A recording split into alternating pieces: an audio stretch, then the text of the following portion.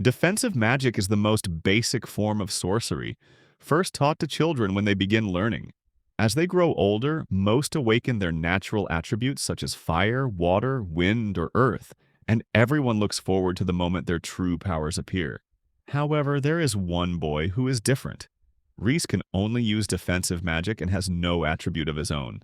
People mock him, calling his magic childish, but he isn't deterred and secretly vows to one day change the world with it.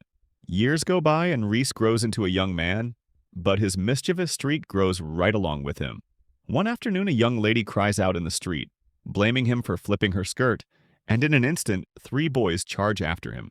By the time they blink, he is gone, and when they finally spot him again, he is lounging casually on a rooftop, grinning down at them like a cat who has stolen the cream. The chase that follows could be a comedy. Reese skips across rooftops while the boys trip over everything in sight. Reese even nudges a drum into their path, and with a perfect bounce, it sends them straight into the canal. Despite this, they continue looking for him. When they turn into a narrow street, they find a girl. She is Elliot, his younger sister, already too familiar with the trouble her brother likes to cause.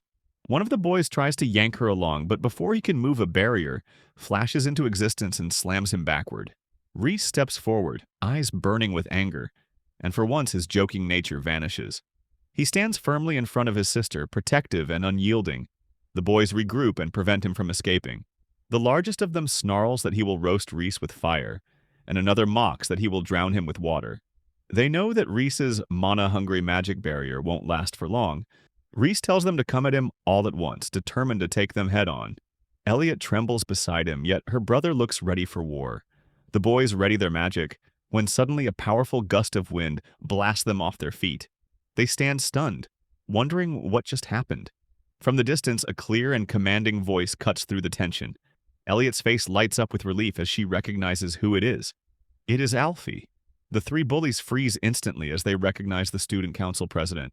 They claim they only followed the young lady's orders, but Alfie ignores them, stepping forward to declare Reese his childhood friend whom no one may harm.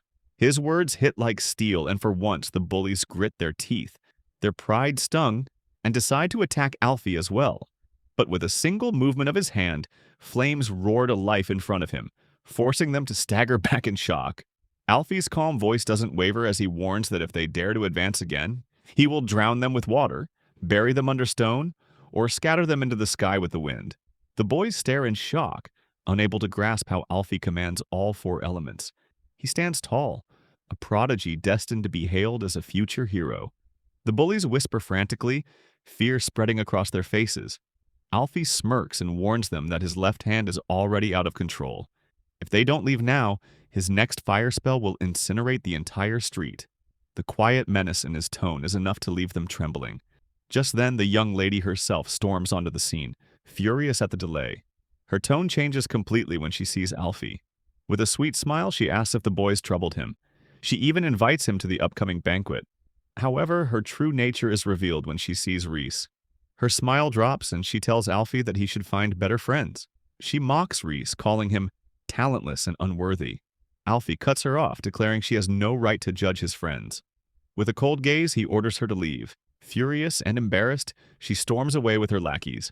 Before leaving, the bulky boy glares at Reese and warns him that Alfie cannot protect him forever. Reese glares back coldly and replies, "Alfie saved them, not the other way around." As the air settles, Alfie sighs with relief. Reese teases him about his embarrassing words, but Alfie glares back, asking what trouble he caused this time. Reese grins and explains that it all began when he was helping younger children practice defensive magic. While showing them a trick, the young lady's lackey started mocking him. Then, with a playful smirk, he demonstrated his ultimate skirt-flipping skills. Alfie and Elliot glare at Reese in anger, scolding him for always causing trouble. Unfazed, Reese retorts that he never asked Alfie to step in. Reese's grin fades when a middle-aged man approaches, apologizing for intruding. He watched the fight and mentions the rumors of Alfie wielding all 4 attributes. Reese eyes him warily, wondering what he wants. But Elliot reminds him that it's none of their business. Talent like Alfie's always draws the wealthy. Reese chuckles, admitting she has a point. Most are born with 1 attribute and 2 are rare. Yet Alfie holds all 4, gifted with intellect, composure, and skill. Rumors say he spoke days after birth. He is the typical village genius. Girls chase him for his looks, and even the village chief praises his ideas.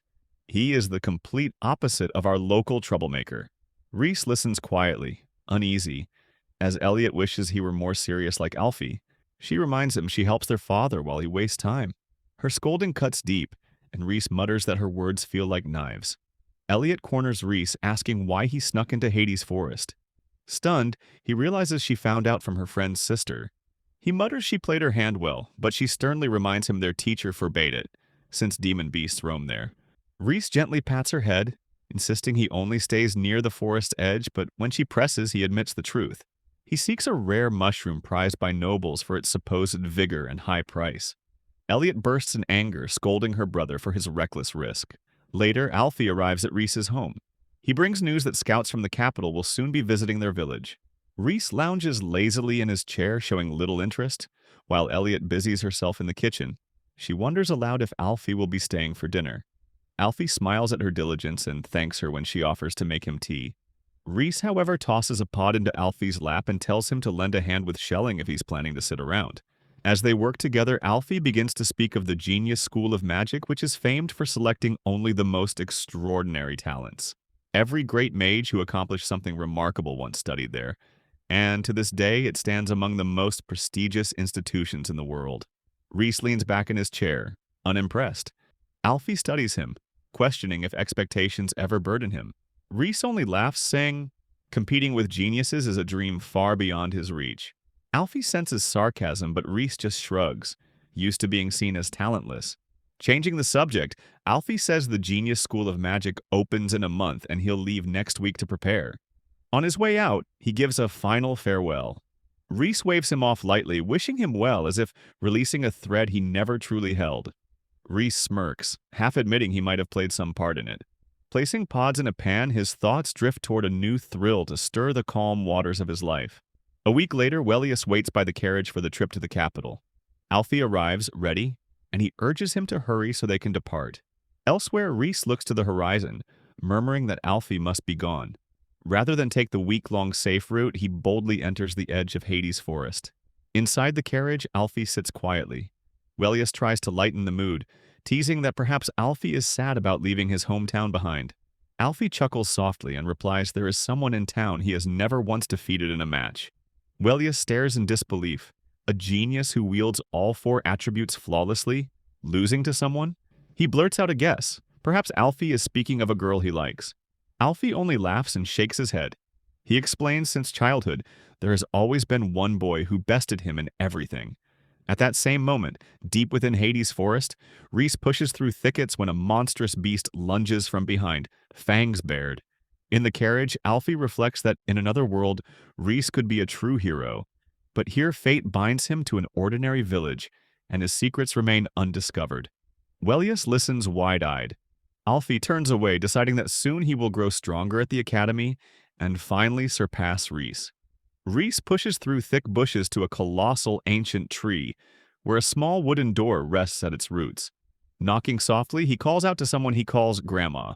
Before he can finish, the door shudders violently as though struck from within. Reese raises an arm to shield himself, realizing this is hardly the moment for polite greetings. The door bursts open, and out springs a wild, barely clothed girl. With startling speed, she kicks Reese in the face, mocking that it's her joy and he should stop coming if he dislikes it. Reese scolds her as immature, saying everyone would freeze if she suddenly appeared naked. She tilts her head, eyes glinting with mischief, and teasingly asks if Reese has been tempted by her beauty. Reese only scoffs, retorting that he prefers curvier women. She huffs, accusing him of teasing her while she bathes, then finally demands to know why he came and what that souvenir is. With a dead beast behind him, he confidently declares it's time to show the world defensive magic like never before. Granny sits on Reese's back, carrying a strange magical tool while he does push-ups. Elsewhere, Alfie drifts into memory, recalling the moment he first realized he had been reincarnated. In his previous life on Earth, he had been an ordinary man, always buried in light novels on the phone, and the idea of other worlds had been nothing but stories. Only after waking here did he truly accept that magic and reincarnation were real. Even so, mastering all 4 elemental attributes was something no one in this world had done before, and with a wry smile, Alfie admits that despite his cheat powers, Reese always bested him. Humbled yet driven, he knows he must leave for the royal capital and join the famed magic academy to one day surpass him. Meanwhile, in the forest, two men chop wood. One man looks up as something whooshes above. His companion calls it imagination, unaware that high above the treetops, Reese and Granny are streaking through the air. Granny cackles that they could never fly without her tool, while Reese grumbles that he feels like a pack animal. She smacks him with her gadget, scolding his ingratitude. Granny points to the road below, and Reese notes a carriage would take a week to reach the capital. She proudly says they'll arrive in under half a day, then later asks if mocking his family was really the right farewell.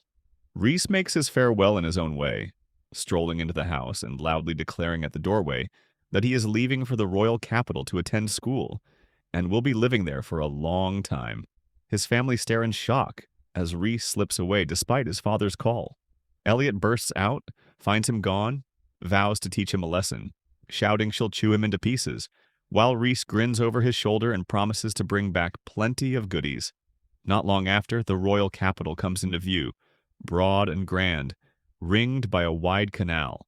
Granny recalls him to land out of the city, and Reese's breath catches at the sight. Entering the capital, Reese is awed by towering buildings and bustling crowds, mistaking it for a festival before realizing it's everyday city life. Granny, however, fixates on the food stalls, mouth-watering, and Reese smirks, teasing that she hasn't changed. She coughs awkwardly and snaps back, reminding him to focus on the real reason they came here. Their path leads them to the doorstep of the genius school of magic. He pauses at the massive enchanted gate, but Granny quickly asks how he plans to support himself in the city. Reese answers that he already sold 3 demon bears to the Hunter Guild. The staff there had been stunned to see the corpses, hardly able to believe one person had taken them down alone. Granny sharply says no one could defeat a demon bear alone, then dismisses it and demands his plan for entering the academy. Reese chuckles that she knows his dream, to prove the worth of mocked defensive magic, even if it means breaking into the school, defeating the principal, and forcing acceptance. Granny collapses laughing until she coughs.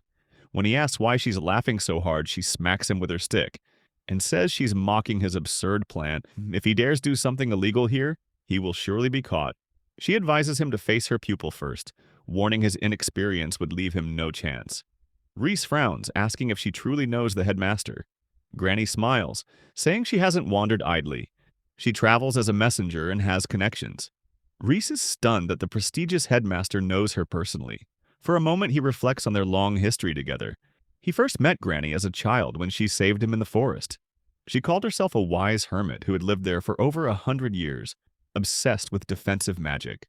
From then on, she took him under her wing, training him relentlessly and teaching all she knew.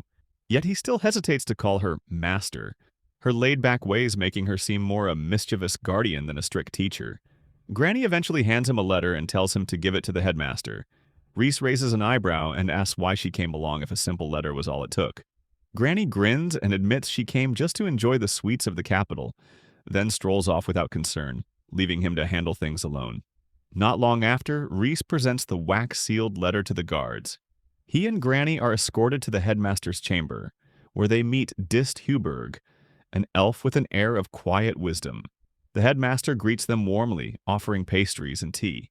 Reese digs in with enthusiasm, while Dist remarks that he has already read the letter from the old master. He asks if Reese is her pupil, and Granny's knowing smile answers.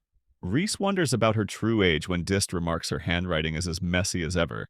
Then Reese eagerly leans forward to ask if he's officially enrolled. Dist chuckles and says Reese must first pass a practical exam. Stretching his arms, Reese prepares as the headmaster summons Zest Sinai, a restless, irritated middle-aged man dragged from vacation to oversee the test. Zest mutters he'll judge as he pleases, but Dist firmly reminds him this is no prank. Placing a reassuring hand on Zest's shoulder, Dist turns to Reese and asks what exactly he is doing. Reese casually replies that he is stretching. Dist blinks in surprise, recalling how he once saw soldiers in the barracks perform similar warm-ups. For a moment, he even wonders if magicians might benefit from the same practice. Granny's old habit of stretching before every fight flickers through his memory, and he decides on the spot that perhaps it should be added into the school's training routine. Reese, watching this, mutter, the headmaster might actually be Granny's student. A lady mocks Reese as a commoner, asking how long he'll waste her time. He laughs, ready yet excited under their gaze. Dist explains it's a mock battle against Huraya-sensei, with Zest grading him and no expulsion if he loses. At Dist's signal, the battle begins. Huraya obeys the headmaster but with disdain, scoffing that a commoner like him has entered the genius school of magic. Without hesitation, she fires a blazing flame bullet at him.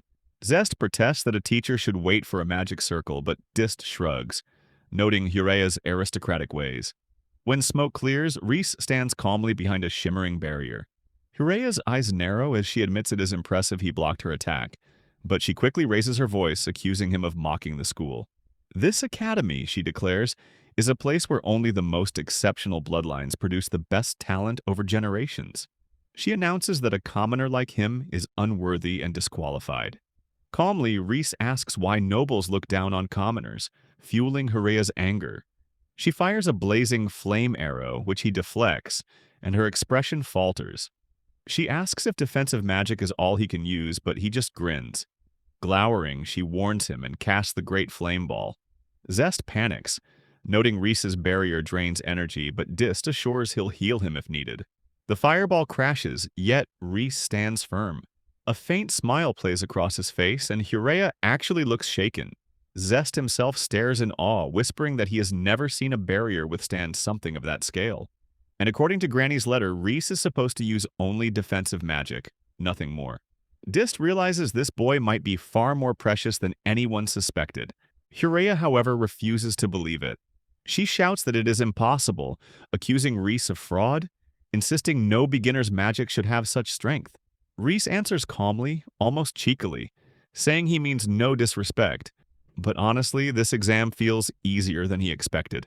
That single remark sets her temper ablaze. Her magic flares wildly as she begins casting her ultimate spell, flames expanding outward to cover the entire arena in burning light. Zest stiffens the moment Huraya begins chanting, recognizing the danger. A storm of 20 flame arrows burst forth, each laced with an intricate circle structure. Unlike before, the flame spear carries a sharp, penetrating force, weaker than the great flame ball but far more lethal against barriers. Zest warns the headmaster that the boy can't withstand such magic and might be killed, even beyond his skills. Dist stays calm, reminding him the boy is the pupil of a great wise woman, leaving Zest struggling to grasp how she could choose him. Granny never valued Dist's abilities, offering only minor advice. Dist assures Reese's safety, seeing this as a chance to witness Granny's secrets. Zest swallows hard as Dist watches Reese intently. On the battlefield, Reese exhales softly. He admits to himself that he might have gone too far teasing Huraya, and defending against her endless flames is becoming troublesome. Yet a sly smirk creeps across his face. As Huraya's spell launches forward, Reese thrusts his hand outward and delivers a blow to her. Both Zest and Dist get very amazed on watching a huge smash. The story then shifts to the first day of the new school term. The headmaster greets the gathered students warmly. Alfie beams with pride, thinking to himself that he is finally an official student of the prestigious academy. The headmaster continues, declaring that the teachers here are the finest in the land. He gestures to Wellius, who downplays his skills, though the headmaster jokes the school wouldn't be worth attending without him. His gaze then shifts to Huraya, noting she seems shattered in pride. Alfie frowns, hoping it's not about him, but his hope shatters as the headmaster announces the top scorer, Reese. Striding to the stage, Reese admits he didn't ace the exam, but declares his dream to become the strongest mage, using defensive magic to conquer the world. Alfie groans, burying his face in his hands, regretting having found him. One day, Alfie corners Reese against the wall, his face twisted in anger. Reese casually slips his hands into his pockets and laughs. Alfie spits out his question, demanding to know how Reese managed to get into the school. Reese calmly recounts how he came there. Alfie scowls and, noting Reese's advantages like a late exam, leniency, and perfect score. He mutters about cheating, and Reese retorts, recalling the ridiculous entrance ceremony declaration. Reese proudly confirms. Alfie whispers to Reese that he definitely made most of the folks his enemy. He laughs loud enough to make Alfie wince, and that laugh stabs directly into his pride. Pointing to himself, Alfie declares himself Reese's enemy, no longer a friend, and vows to target him after defeating Kadena Fire. Reese, curious, asks who Kadena is, and Alfie explains she ranked just below him and would have topped the exam if not for Reese. Kadena, a beautiful young lady with outstanding talent, was naturally placed in the noble class. She has the pride of a lifelong top student, but now her dream has been shattered by Reese's unexpected victory. Sure enough, when Kadena approaches Reese, she rudely glares at Reese. However, he is too busy teasing Alfie to care. Later, on the training grounds, Zest steps forward and introduces himself as the instructor of the noble class. Reese raises his brows in surprise while Kadena asks why this position wasn't given to Hura. Zest admits the duty was originally hers. Reese mutters that Hura likely had a breakdown, while Alfie whispers someone here is destined for an early grave. Kadena watches Reese warily, suspecting if he caused it. To ease tension, Zest places a crystal sphere on the table to measure magic power. Touching it reveals one's internal source and innate strength. He demonstrates, then explains the external source. Ambient magic mages can absorb to replenish reserves, though training only speeds absorption, not maximum power, making this a world of talents. Students line up one by one and continue measurements. A boy from the noble Ramos family, Barca, reveals strong earth attributes. Next, Kadena steps forward, her crystal shining brilliantly, marking her as an exceptional wielder of wind magic. Then Alfie presses his hand against the sphere. Instantly, the hall fills with dazzling rays like the sun itself. Zest declares this is the first time he's ever seen someone capable of wielding all attributes. Finally, Reese volunteers. Zest, suspicious, allows it. Reese touches the crystal. Nothing. Silence falls as even Zest wonders how a boy who crushed Hura could show no power. The thought gnaws at him. He remembers questioning the headmaster earlier about why Zest was assigned to the noble class. Dist had explained that Hura couldn't be trusted with someone in such a fragile condition, and, more importantly, he wanted Zest's own evaluation of Reese. Zest worries that a talentless fraud atop the school would ruin its reputation. Barca sneers, mocking Reese for ranking first as a worthless commoner, and tells him to go home before more humiliation. Reese glares sharply. Reese ignores him, staring at the crystal like the one in Granny's hut. Light bursts forth, a blinding stream that makes students shield their eyes as gasps ripple through the hall. Zest freezes in shock, wondering how such a sudden rise in magic power could even be possible. In the capital, Granny delights in a massive parfait, savoring every bite with gleaming eyes. Dist, embarrassed, notes it's too much for one, but Granny refuses to share, claiming she has nothing for him. Dist sighs behind his teacup, noting it's been too long since he shared tea with his old master. Granny chuckles he could wait 10 or 20 more years, and Dist coldly admits she hasn't changed. At the training grounds, Kadena launches a wind spike, earning Zest's praise. Another boy's power is strong but fails to crack the reinforced target. Zest explains that most teachers couldn't break it and announces the next phase, testing raw magical force with their strongest spells. Naturally, all eyes turn to the top student, and Zest calls Reese forward. Reese shrugs and steps into place while Zest narrows his eyes, suspicious that the boy will try something strange again. Elsewhere, Granny asks Dist how he tracked her down. He explains the gatekeeper remembered her traveling with a boy. Granny then asks if he truly values Reese or if it's mere curiosity. Dist replies with a serious face that Reese shocked everyone when he broke Hura's strength, even destroying a stone wall with nothing more than a clap. His movements, his magic, even his breathing were impossible to sense for average magicians. That proved he wasn't ordinary. Dist admits he wants to know more, but Granny only smiles, noting he's finally shown genuine personality. On the training field, Reese throws a spell, Casting Reflection, the most demanding of all defensive magic, the kind of spell that should be impossible to maintain with bare hands. Yet here stands Reese, pouring all of his pride and defiance into it. For years this magic had been mocked as useless, but now he casts it with the weight of every insult ever thrown at him. Light erupts like a storm, shattering the wall behind the target. Silence falls. Zest mutters in awe at the highest magic density he's seen, held with bare hands, a pupil chosen by the great wise woman herself. In the capital, Granny wipes her spoon clean and smugly refuses Dist again, telling him there are no shortcuts in the search for knowledge. She suddenly asks if he still considers himself a magician, and when he apologizes for prying, she smirks and tells him to watch closely, for her pupil is only beginning to reveal his true strength. At the arena battlefield, Reese stands before Latos Gnorc, the eldest of the Gnorc house, with a large crowd watching. Reese is calm while Latos prepares for the fight, and the air feels full of excitement for a legendary duel. A few days earlier, Reese ate in the cafeteria with suspicious delight, as if starved for good food. Alfie approached, frowning, and questioned how he could afford tuition and admission. Reese casually explained that he had earned the money by selling spoils of his hunts to the Hunter Guild. Alfie, uneasy, raised a wind barrier, as Reese explained the 3 hunts and the wild demon bear came from Head Forest. Doubting it, Alfie asked how Reese brought them into the city. Reese then displayed a necklace hanging at his chest. At the sight of it, Alfie froze and realized it was a storage box. At the departure celebration, Reese was given this storage box as a parting gift by Granny. He explained to Alfie that its capacity was more than one warehouse house, making it highly valuable. Alfie immediately assumed that this was why Reese had filled it with 3 demon bears. While eating, Reese noticed noise outside and wondered what was happening. Alfie explained he contained the disturbance with a wind barrier, caused by his own mistakes. Outside, Latos fired aqua bullets repeatedly, and Academy staff arrived. Reese suggested leaving quietly, but Alfie said it was too late. The staff member assigned duty to Zest to investigate the matter.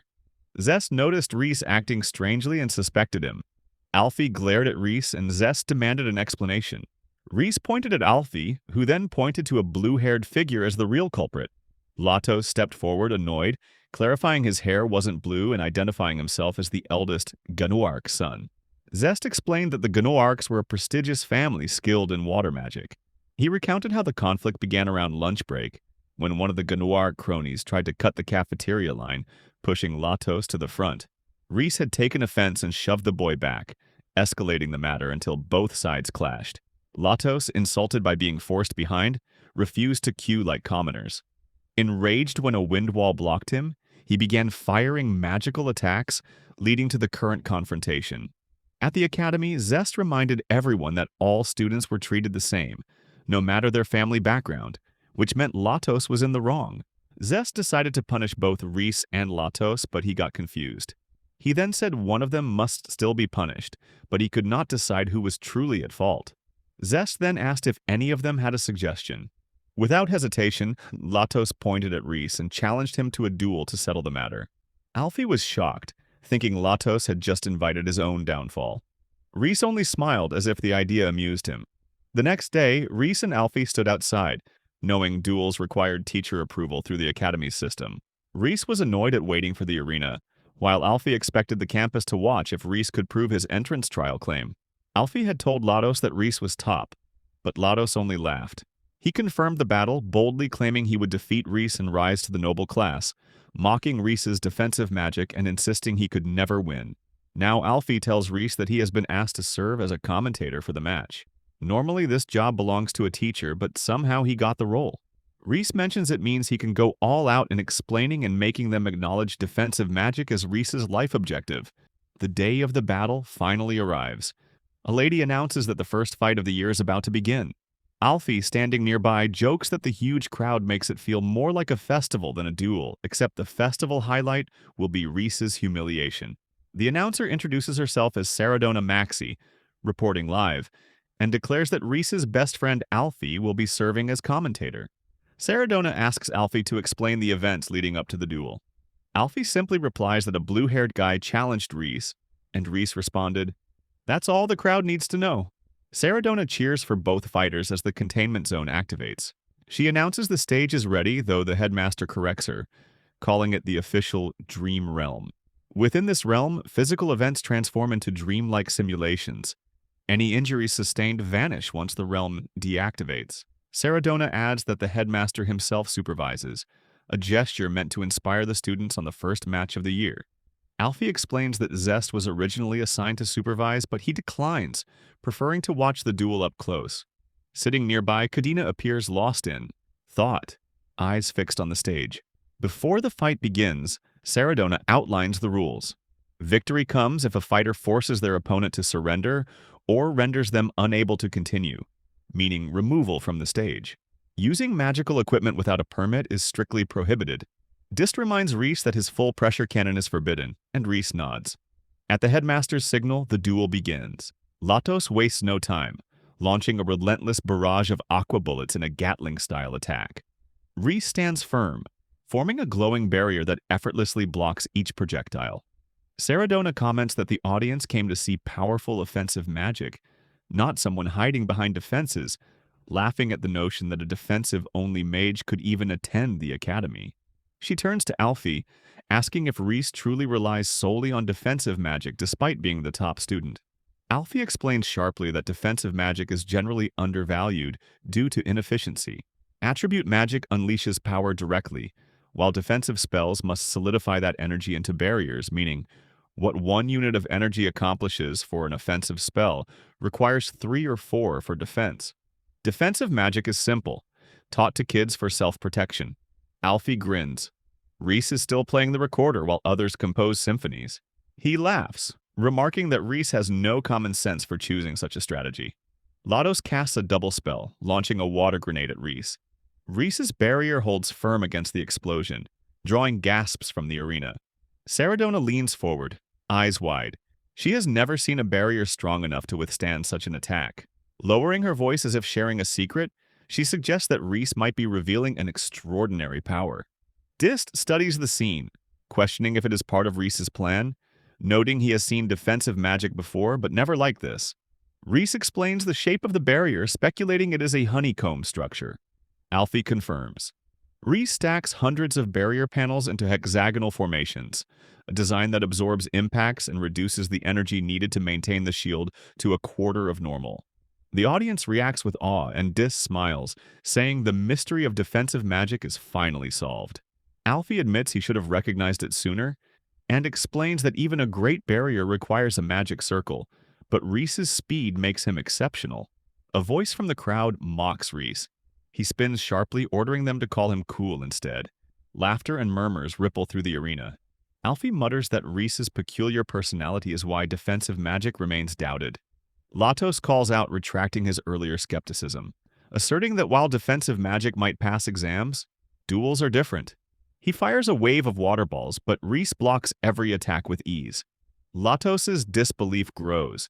He realizes that as long as Reese's defenses hold, he cannot be defeated. Saradona shouts, energized, noting that Reese is not merely defending, he is dominating the duel. Latos sneers, insisting Reese can never harm him. Reese smirks and dashes forward, low and cutting, taunting Latos for underestimating defense as offense. He bypasses the water balls, striking Latos's chest with a glowing barrier gauntlet. The first blow has no effect. Sensing a hidden resistance, Reese strikes again, cracking the surface before shattering the shield. Latos staggers, fear flashing in his eyes. Reese readies another strike. In panic, Latos unleashes a stream of water, which Reese dodges effortlessly, moving in circles at a speed that stuns the crowd. Saradona gasps, recognizing another specialized technique, and glances at Alfie. Calmly, Alfie explains it is no trick. The power comes purely from Reese's legs.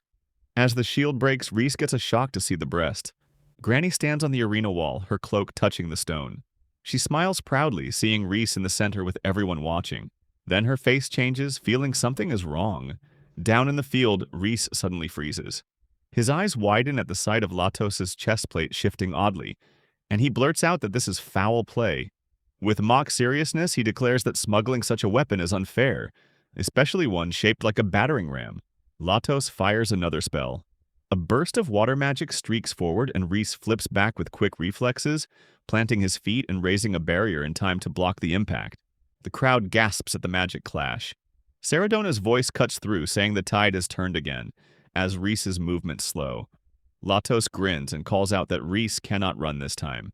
He claims he has not been blindly firing magic, and suddenly aqua bullets appear all around, surrounding Reese like a ring of glowing drops. Reese looks from side to side, unsure for a moment, while the audience leans in to see what happens next. Latos boasts no shield protecting all sides. Saradona spots the trick, announcing to the crowd that Latos's water spells pool around Reese, forming a trap, not just an attack. The crowd murmurs, impressed by the strategy. Reese lifts his hand and forms a wide, spherical barrier around himself. He sneers at Latos through the glow, and the noble's confident look falters.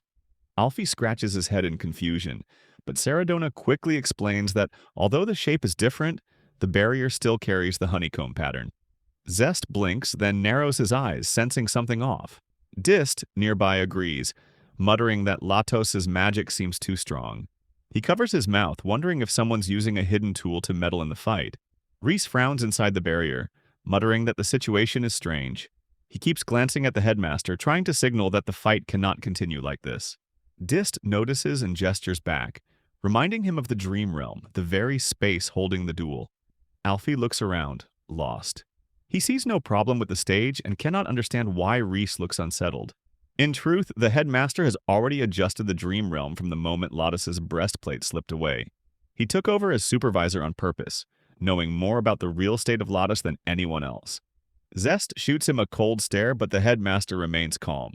Dist knows the duel is risky, but believes students must show their full power. He vowed to protect them, yet wants to see their true potential. Reese glances at Dist with one eye, whispering if this much is allowed. Then, with his usual odd humor, he mutters that it is hard to focus when Latos' chestplate keeps drawing attention. Meanwhile, Latos steadies himself, sweat on his brow. He fixes his eyes on Reese's shield and notices a weak spot forming at one edge. Gathering his strength, he casts a howling stream directly at it. The blast tears through, sending Reese flying back across the field. He whispers that such power is strange because even in the entrance exam he could not pull off this kind of spell. Reese stiffens as another howling stream barrels toward him. The roar of water shakes the arena, and Zest's eyes widen. This level of advanced water control is a mark of the Gnoarch family, the very power that makes them famous. Latos grins coldly, shaping the water into a dragonic wave. The shimmering beast rises above him as he sneers that Reese's barrier is nothing but decoration and that he will crush him with force that cannot be blocked. The tension climbs, the crowd leaning forward, knowing the moment of decision is near. The dragon wave crashes forward, and Reese realizes he cannot hold ground if he remains pinned in the air. With a sharp breath, he flashes the reflection technique, his figure bending like light and shifting position in an instant. Latos scoffs and shouts that such tricks will not save him. But in a blur, Reese reappears behind him, his movements sharp as lightning. Gasps ripple through the stands. Saradona stumbles over her words, and the crowd explodes with surprise at his speed. Dist leans forward, murmuring that this reflection move never appeared in Reese's exam. He wonders if the boy can truly glide through the sky in any direction, though such mastery must have come at the cost of countless painful falls. His voice lowers in respect as he whispers that Granny really is remarkable. Up on the wall, Granny munches a cookie and smirks at the sight. She remembers the first time Reese crash-landed in the Hades forest while practicing that very move. Compared to her merciless training, those falls were nothing, and she knows the boy has been practicing from the start. Alfie presses his lips together, his eyes locked on the fight. He has no time to tease Reese, not while the dragon wave still rages and the outcome remains undecided. Reese steadies himself, sneering as he rushes forward to deliver what could be the final blow. But halfway through, his eyes flicker once again toward the exaggerated curve of Latos' chest plate. He freezes for a heartbeat, muttering that no one could expect him to be reasonable in front of such a distraction. He shakes his head at his own thoughts and wonders if he really has to leap against that battering ram. He steps forward anyway, preparing reflection. Again, but the headmaster suddenly calls out, warning him. Reese ignores the hesitation and channels everything into a single spell. A massive magic cannon roars from his hands, striking Latos head-on and hurling him back.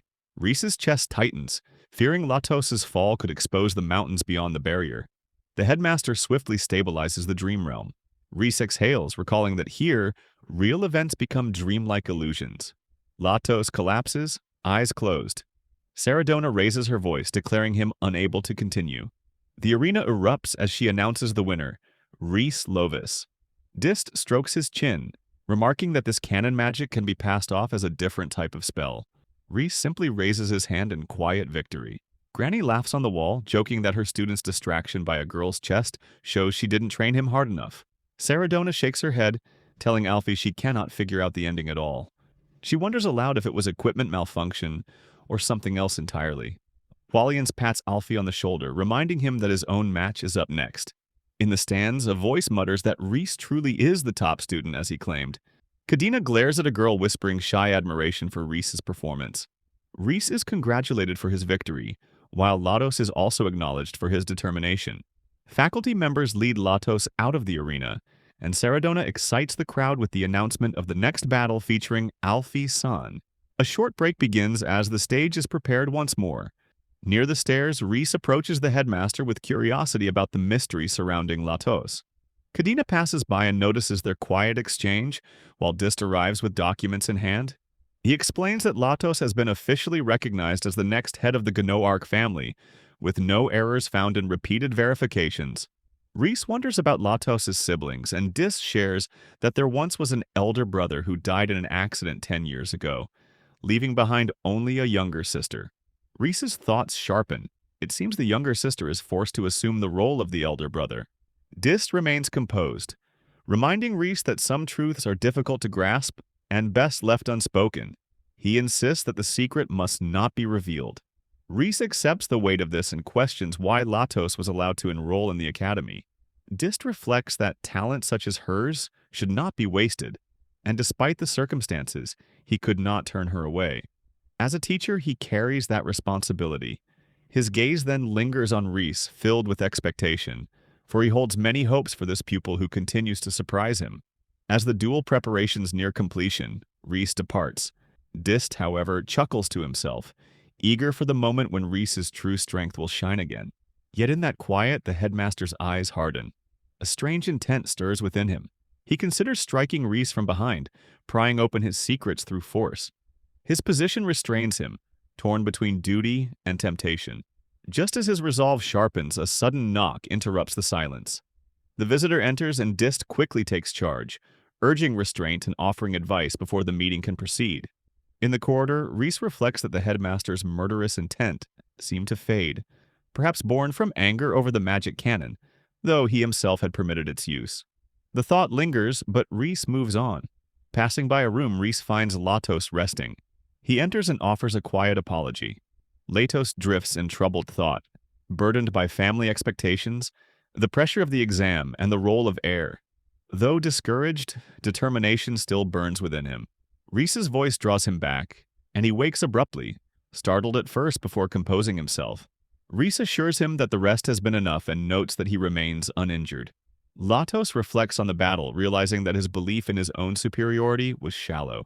The strength of defensive magic has humbled him, and he recognizes how immature he still is. Yet, pride remains. He refuses to see this as his end and vows that one day he will surpass Reese.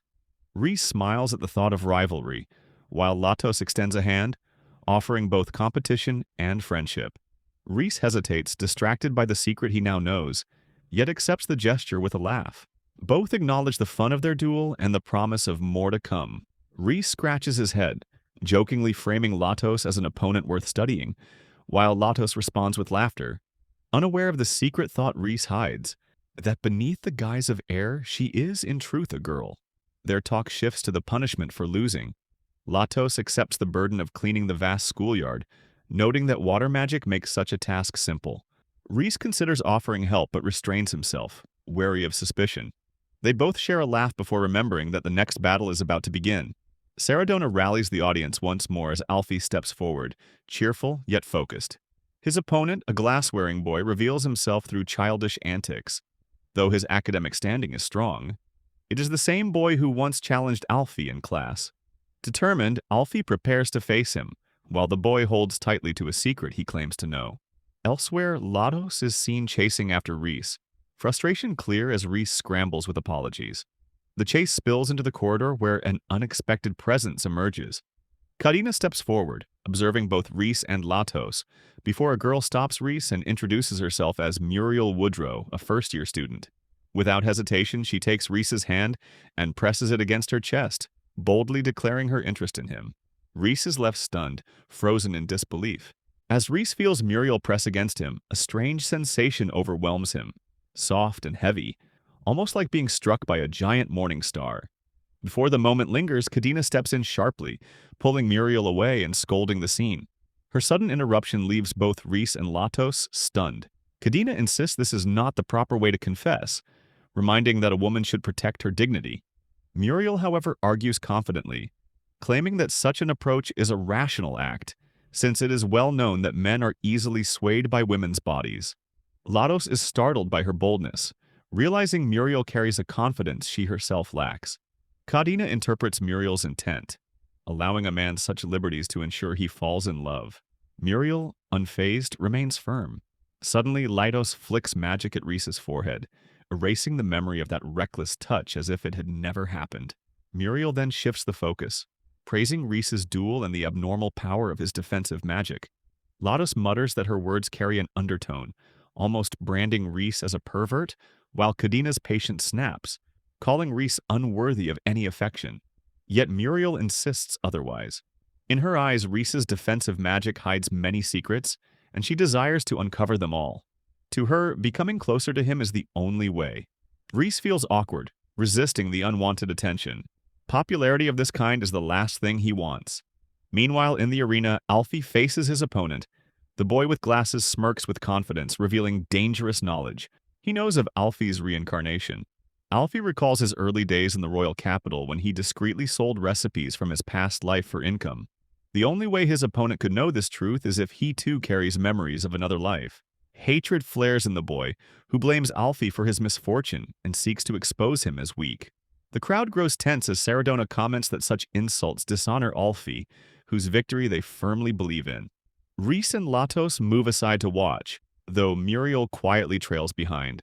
Kadina, skeptical, considers Alfie to be frail despite his ability to wield 4 attributes. She remembers that no one has actually witnessed it clearly, as the measuring device once broke during his test. Reese mutters that this duel will reveal their future hero's true potential. Kadina reflects on the rarity of 4 attributes. 2 marks promise, 3 signals a genius, but 4 has only ever belonged to legends. The girls roar, cheering Alfie's name. Reese got jealous and wishes for Alfie to face danger. Latos, curious, asks about their bond, but Reese simply states they are friends. Alfie suddenly glances at Reese and slightly laughs. The Dream Realm activates and the battle begins. Standard flames are hurled first, a customary test of strength. Alfie counters with water, then wind, then earth, each attack steady and precise. Saradona announces with excitement that the rumors of his 4 attributes are true, and even blurts marriage admiration for him.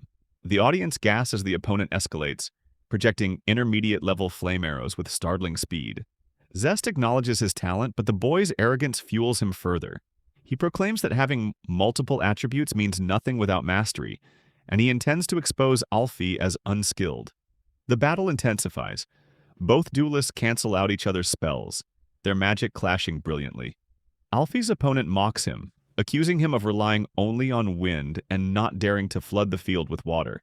He laughs wildly, believing it impossible for Alfie to maintain projections across multiple attributes at once. But then, Alfie reveals something extraordinary. With a sudden shift, Alfie conjures a barrier of wind while simultaneously weaving fire, water, and earth into a restructured circle. The opponent falters, shocked by the precision. Wellius recognizes it instantly, a quadruple projection, a feat so complex it borders on the impossible. Saradona explains to the crowd that such technique requires immense speed and flawless accuracy. Memories flash of Alfie's earlier duel exams, where even then he displayed this overwhelming potential. Zest mutters that Alfie makes it look like child's play. Reese recalls a conversation with him, where Alfie compared the technique to writing multiple letters in different languages at the same time, each hand moving independently. The opponent trembles, fear creeping into his voice as denial takes over. He claims it is fake, that Alfie is deceiving everyone. But the reality stands firm before his eyes. Alfie's control is real, his talent undeniable. Pressured, the boy collapses, surrendering his pride and bowing in defeat. The arena erupts. Saradona declares Alfie the victor while Zest acknowledges the effort of his fallen opponent. Alfie, uncertain, wonders if he makes a blunder, yet the truth is clear. His brilliance has shaken the academy to its core. That day, 2 duels burned brighter than the rest, igniting fierce rivalry among students. In the corridor afterward, passing voices praise defensive magic, and Alfie stiffens with irritation. The next battle looms, and his gaze turns toward Reese Lovis. The next morning begins like always for Reese, who never skips his routine. But today he comes across something unusual. Muriel is lying near the footpath, seemingly senseless, and no one else is around. Reese is startled to see her so early. When he calls out, she stirs only faintly, whispering that she wants more sleep. For a moment, his gaze slips toward her chest, and his hand twitches instinctively, but he reins himself in, scolding himself to stay calm. Before he can dwell on it further, Alfie arrives, catching him in the act of hesitation. Their usual banter sparks, with Reese insisting on his innocence and Alfie mocking his weak excuses. Memories of old days resurface, of Reese's complaints about being single, and Alfie doesn't let the chance to tease slip by. Soon their playful words turn into challenge, and the square becomes their arena. Reese tries to keep it fair by forbidding magic, while Alfie agrees, pointing out the destruction it would cause if either of them unleashed spells. They clash with raw force, their kicks countering each other, blows flying in rhythm with their rivalry. Alfie laughs mid-fight, recalling how even Wellius once admitted that Reese was someone impossible to surpass. His words land heavier than his strikes, hinting at the respect hidden beneath rivalry. Reese, however, only stares oddly, uncertain of Alfie's sudden sincerity. The duel fizzles as quickly as it flares, and Alfie picks up his coat and leaves for the cafeteria. Muriel, who had been watching silently, suddenly rises. She confesses her strange ploy, to bait Reese by feigning vulnerability, hoping to provoke a desire she could later use as leverage. Yet her plan collapses when Reese never acts on impulse. Embarrassed, she admits defeat, leaving Reese unsettled by her audacity. Reese discovers Alfie's ticket, which he had dropped there. Soon after, the training grounds buzz with energy, with duels becoming the talk of the academy. Even after-class hours are crowded. Zest keeps the students in line, scolding anyone who treats practice lightly, reminding them that proper rest fuels magical strength. He demonstrates how attributes like water, wind, earth, and fire are absorbed, and warns that neglecting rest weakens a magician. The tests begin, with Alfie at the forefront. He invokes the dragon within, unleashing power, but the reinforced board does not break. He tries again considering advanced techniques, yet still fails. His frustration mounts while Zest denies every request for extra chances. Reese, standing among the students, is reminded sharply not to overdo it himself. Barca, who harbors jealousy toward Reese, seizes the moment to provoke him. He issues a sudden duel challenge, but Reese brushes it aside, unwilling to waste time. Their exchange leaves tension lingering in the air. Later, Reese, Alfie, Latos, and Muriel find themselves at a famous sweets shop. Lured by a buffet ticket Reese proudly waves. The shop is crowded, the line stretching out the door, but the group manages to secure seats. Alfie also reveals that he shared his recipes at that shop. For a moment, Reese's mood lightens, with Muriel declaring her love for sweets as well as Reese, Lotus sulking at her enthusiasm, and Reese scheming ways to skip the line.